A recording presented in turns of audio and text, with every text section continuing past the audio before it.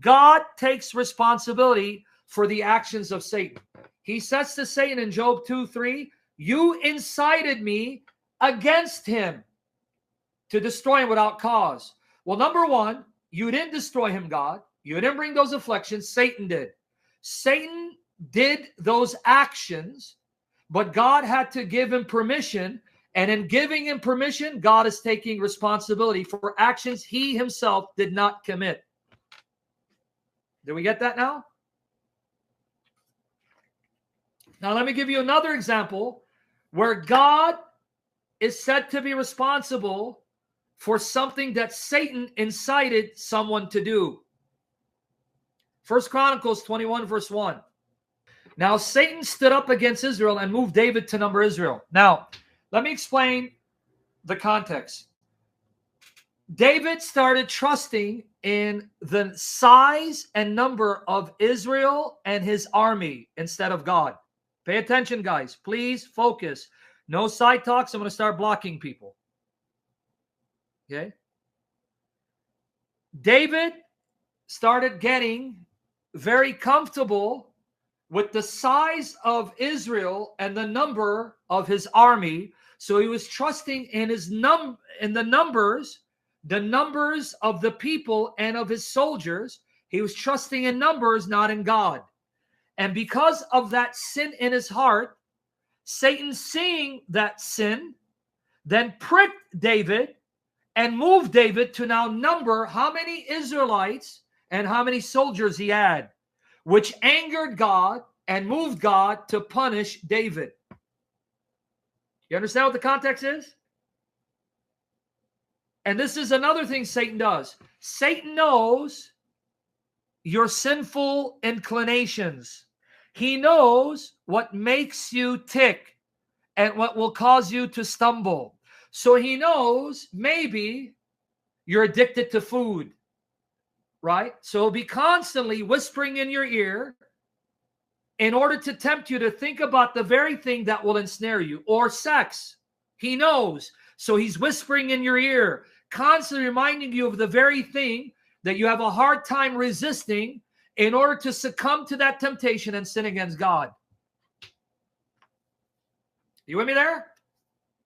So David was trusting in the size of the people and the size of his army instead of trusting in the power of God to preserve Israel.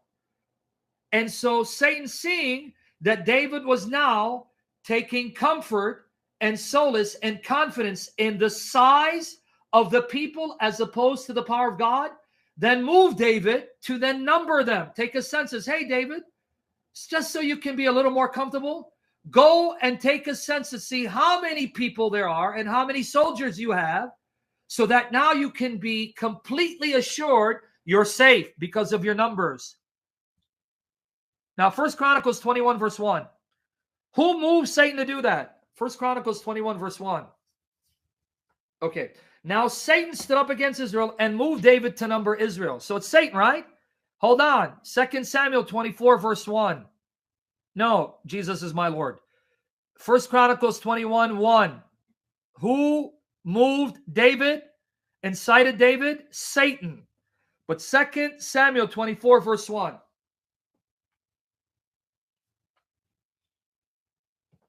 Second Samuel 24, verse 1. Again, the anger of Jehovah was aroused against Israel, and he moved David against them to say, go number Israel and Judah. Uh-oh. Who moved David to number Israel and Judah? God. But in 1 Chronicles 21:1, it's Satan. So did God move David to expose the sin in his heart and in the heart of his people for trusting in their size and their wealth? Or did Satan do that? Satan did with God's permission. It wasn't God who moved David. It wasn't God who moved David to act upon his sinful inclination, giving birth to sin. God doesn't do that. He doesn't tempt you with evil. He won't prick you to act upon your evil, sinful inclinations. That's something you either do because of your sinful passions and or because of the instigation of Satan.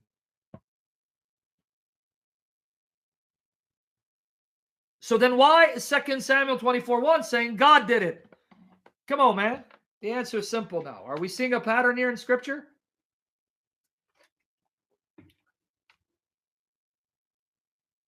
It's only a contradiction in the minds of Bible perverts who don't want to read in a manner to reconcile the overall teaching of the Bible when it comes to God's sovereignty and the decisions of creatures. You get my point?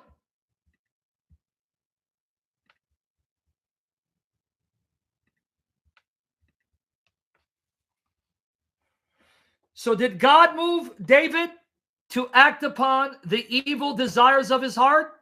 That would contradict James 1:13. It was Satan who moved David to act upon the evil desires of his heart. And once he gave birth to those evil desires, he then sinned against God. So then why is God taking responsibility? Because again, this is how the Bible is written. The actions committed by creatures are actions that God allows and permits, because those actions will then be used by God in his infinite power and wisdom to bring about a greater good, a greater purpose.